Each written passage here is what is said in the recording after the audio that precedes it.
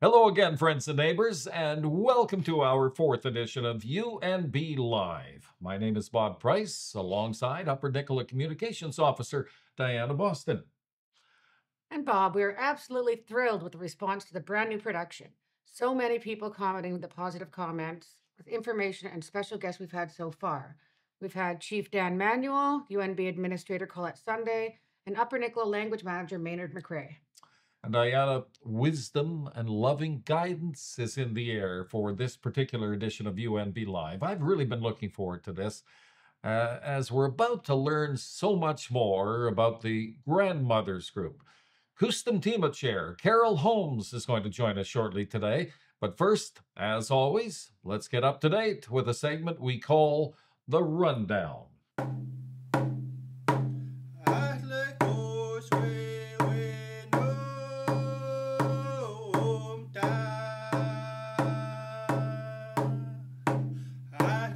And Diana, topping this week's rundown, celebrating the start of summer with Indigenous Day and Summer Solstice celebration.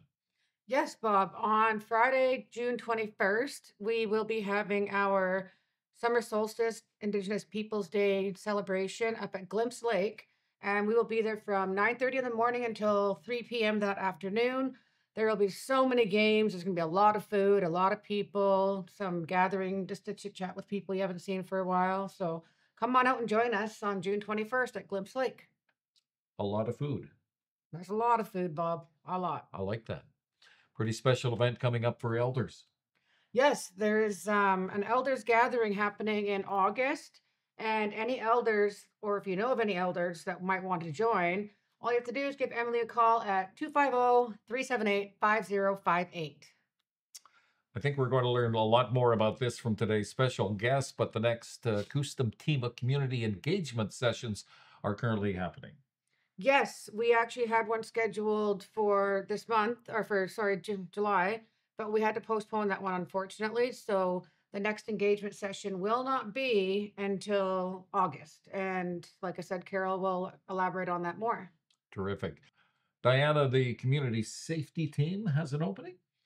Yes, we do. Actually, we want to get a few more members and maybe even some staff. But what we want is we want to make the community a safer place. We are working on different things such as better lighting, better cell service, just to get the community a more safer place. And we have a group of about 4 or 5 people, and we would love to have more join us. Diana, you also have an update on those historical remains discovered recently near the Quilchena Community Center construction site? Yes, at the last two meetings that we held, we as a community decided that we will bury those remains in a traditional manner, and that will be happening on June 19th at 9 a.m. at the Pulciana Community Center development site. All And there right. will be a lunch to follow. Last but certainly not least, celebrating the achievement of students. This year's Upper Nicola Band Awards are coming up. Yes, we want to acknowledge all of our graduating members, whether it be from preschool, elementary, or college. That will be happening on the 24th of June with dinner at 5 and awards starting at 6 p.m. Thank you. Diana, sit up straight. It's time to prepare to learn. A visit that we've been looking forward to for several weeks now. The Wisdom of Grandmothers. Stemtima Chair Carol Holmes. The interview is next.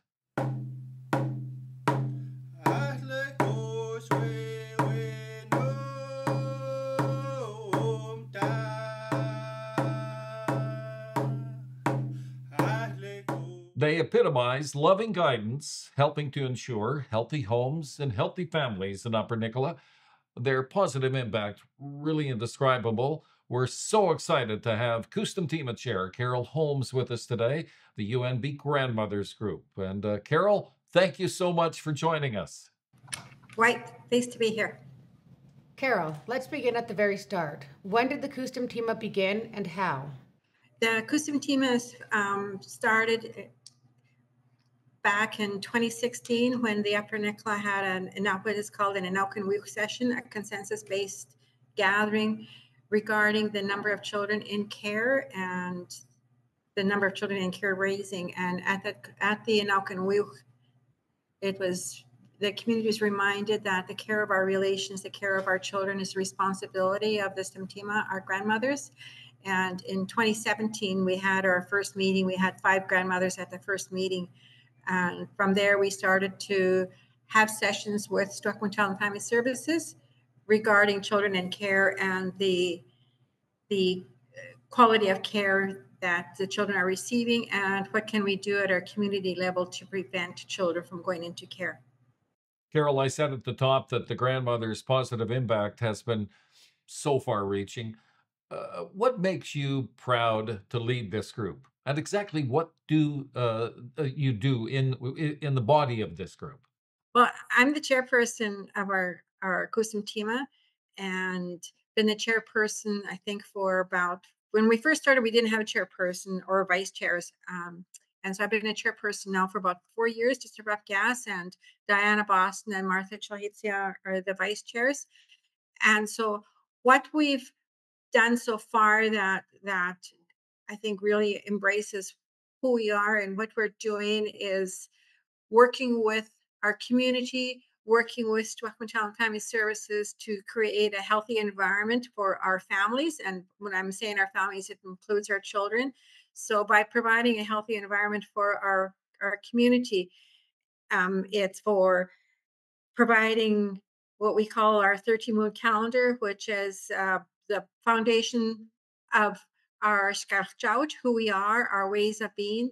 And we have events throughout the year that focus on our language, our culture, our gathering, our hunting, our knowledge of the land, and our respect of the land. That with that knowledge, sharing that knowledge to others. And so that's quite remarkable because we're not only teaching that, but we're also mentoring others to have more, gain that knowledge that was once lost and once, I shouldn't say lost, probably more put aside because of the residential schools and other laws that forbid us from practicing. The other part of that is taking our 13-moon calendar and being able to teach that within our school curriculum. That's one of the processes that's in process, teaching a 13-moon curriculum in the schools. And our first focus of a school is Nicola School, being a band school. So that's really, really important there. The second part that we really work hard on is our laws in our jurisdiction, because the care, as I stated in the beginning, the caring for our relations has always been the responsibility of our Usumtima, our grandmothers. And so taking a look at the care for our children and what can we do to ensure that our children are being brought up in a safe environment. And alongside of that, what can we do to ensure Stockholm Child and Family Services, the delegated Aboriginal agency, is providing the quality of care that our children in care need so that when they do what's called age out, when they do mature and go beyond 19 years of age, that they have all not all, but they have many skills that would lead them to a successful life beyond high school. And we meet on a regular basis with Stockholm Town Family Services, taking a look at each of the children. What are our recommendations for them to succeed? And one of the big recommendations we have is their education. You know, we're all aware that the quality of education a person receives sometimes leads towards their social economic lifestyle. And so if they're not doing well in school, then they may end up in poverty, they may end up on the streets, they may end up in addictions. And what we're really working towards is minimizing that so that is zero. We want all of our children to succeed. And so, what can we do in order to help that? And so, when we meet with Stockholm Child Family Services and we're taking a look at an education plan, we say that if a child is getting 51%, that's a failure. No, they need to be in the upper echelons of graduation. 75% is even a bear. We're looking at 80, 90%. So that way our children in care have better chance of success. And alongside of that is having many opportunities to know who we are. That's part of our Child. So the education system and who we are as Okanagan people, those go hand in hand with success in our perspective. So the goals are set, and you've set that bar high. What has been the response? With Stockholm Family Services, and it's getting better. In the beginning, and they I think they had a little bit of a difficulty understanding our perspective, but we stood our grounds and we stated time and time again, this is what we expect from the services that we're getting from Stockholm Family Services, that we want that quality care, we want that quality environment for all. And so it's getting better all the time. This year, just recently, 2 weeks ago, actually, we signed. We agreed to what we've called our Chapter Ethic Agreement, and it's agreement with Stockholm Family Services, a delegated agency, and it's agreement that many of the bands have with their delegated First Nations agency to demonstrate, to let them know, well, what is it we expect them to do, the quality, the services, the quality of services, who they will reach out to with our band, with Upper Nicola. And we just agreed on that a couple weeks ago. We still have to sign that document, but in that document, it does state that quality of services, we're working out a new agreement, and it's a Chaptik Ethic Agreement Guide book. I think is what we decided to call it, and so that would articulate more what is the processes and the procedures that we are expecting, and some of those requirements will be working with our families on and off reserves. With our the way government and colonialism works is they've really restricted on reserve, and on reserve does not address all of us. We need to take a look at on reserve and off reserve, and so being able to provide services to people wherever they reside, because wherever they reside, we have children that are at risk and families that are vulnerable, and what we need to do is make sure that steps are put in place to protect everybody. All right, Carol. So the Kustum Tima represents more than just grandmothers. You don't have to be a grandmother to be a part of this group, right? As I'm not a grandmother and I'm vice chair. No, we don't have. We don't have to be. Aunties, mothers, sisters. Are all. We all have something to contribute to our Kusum Tima group. We all have different skills, different interests, and so with our Kusum Tima, the way we all work together is because of all the skills and different interests. Then we have an array of contributions to our community, and that really makes difference. The other part that we're working towards is our kikwa, working towards, because we have our stemtima, our grandmothers, and our kikwa, our grandfathers, and so we need to have that balance. And so we've been working with Tim Manuel and Buzz Manuel, Bernard Manuel, on working towards a Kikwa group within Upper Nicola, and or men, right now it's men's group, but even that, because in order for families to be healthy, we need to take a look at the whole family circle. So, Carol, I've known Diana Boston for a long time. I happen to think that she would make a terrific grandmother. Just cats and Don't you? dogs. You'd have to agree. Yes, yes. Diana has a lot to contribute. Yes, her energy, her good spirit, her willingness to support and help, and um, her outlook on life. Positive. Carol, talk to us about the challenges that families are facing today. Well, with any of, with when we take a look at all of BC and the crisis we have with drugs and addiction, we have that within our community. We've had losses because of drugs and addiction. We take a look at violence. Violence is another area that's a concern. And along with violence, the opposite of violence is safety.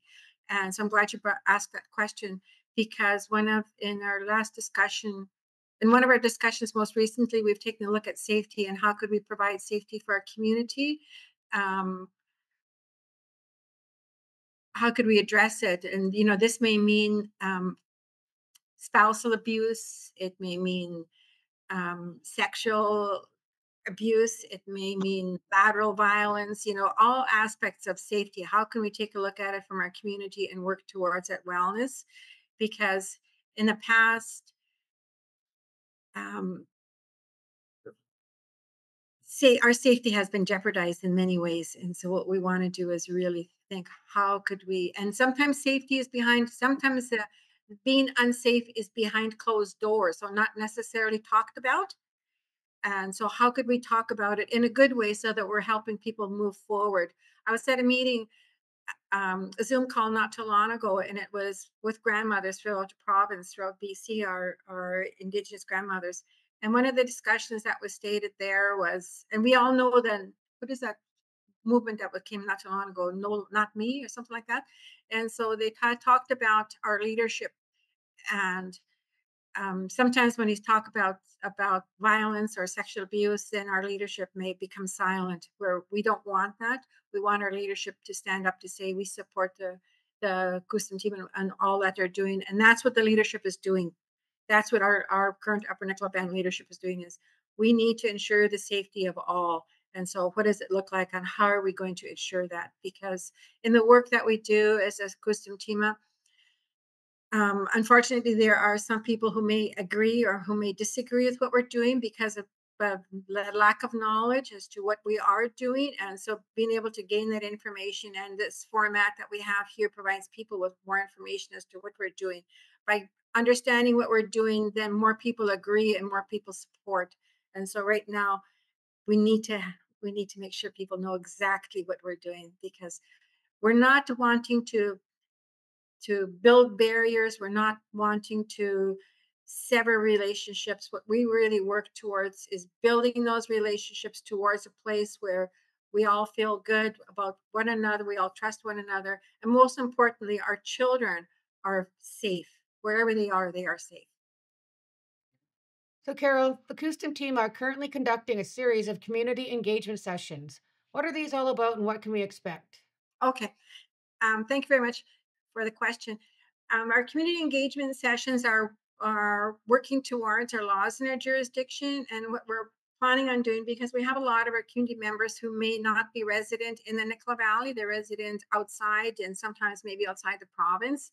And so finding out where our residents are located, um, both on reserve, off reserve, and what they're doing, where are they residing? Are they living? Do they have a house? Are they own the house? Are they homeless? How many people live in the house? So the quality of their housing, their social, economic standards, their education.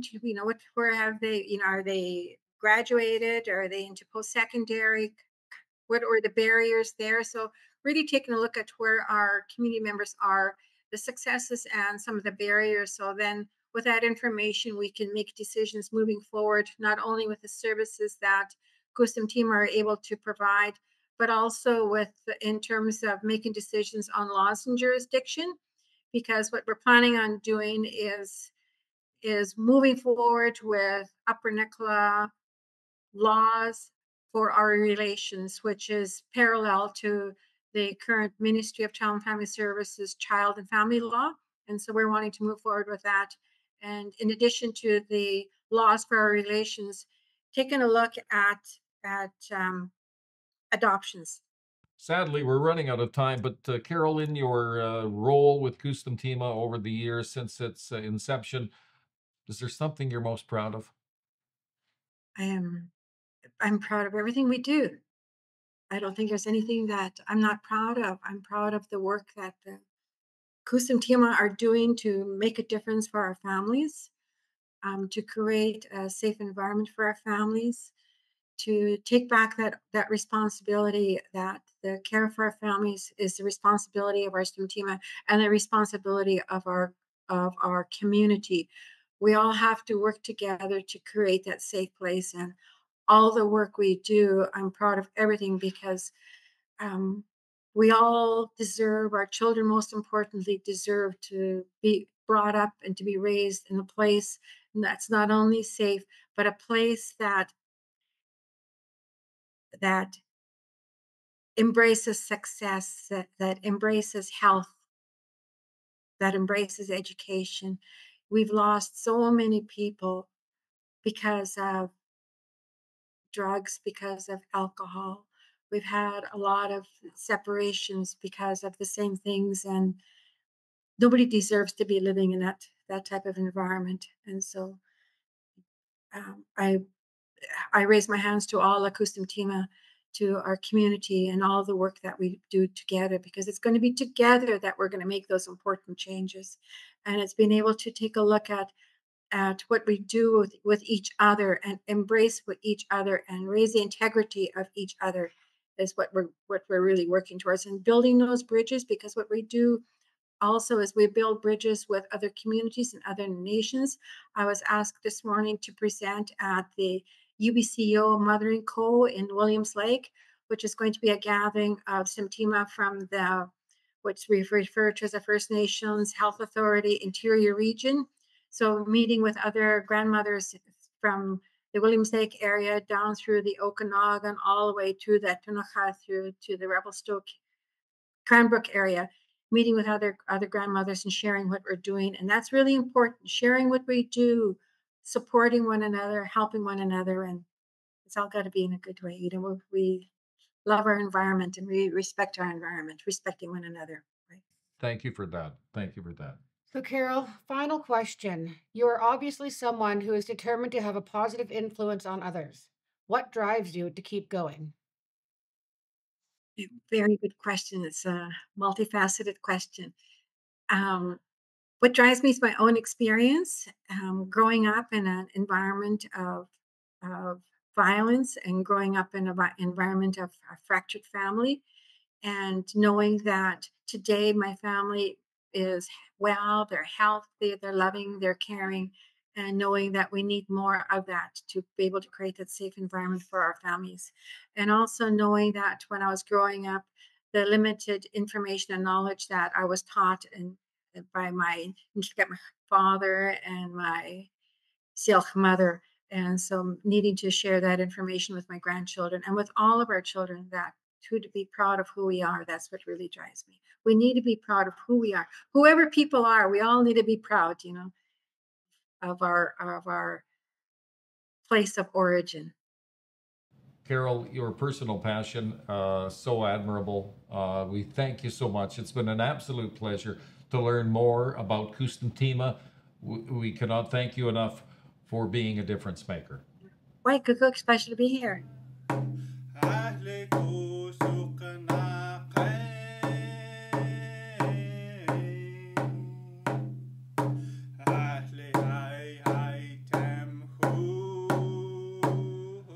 And that's going to do it for this edition of UNB Live. We really hope you've enjoyed our conversation with Kustumtima Chair Carol Holmes.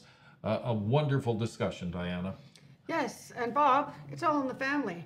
Coming up on the next edition of UNB Live, we'll be chatting with band counselor Scotty Holmes, trying to find out the status of the Douglas Lake Commonage area. Remember to tell your friends, your family about UNB Live. And as always, we welcome your feedback, your comments. Thank you for listening. Thank you for watching. And yes, thank you for caring. Bye, guys. Ashley, hi, tam, hula.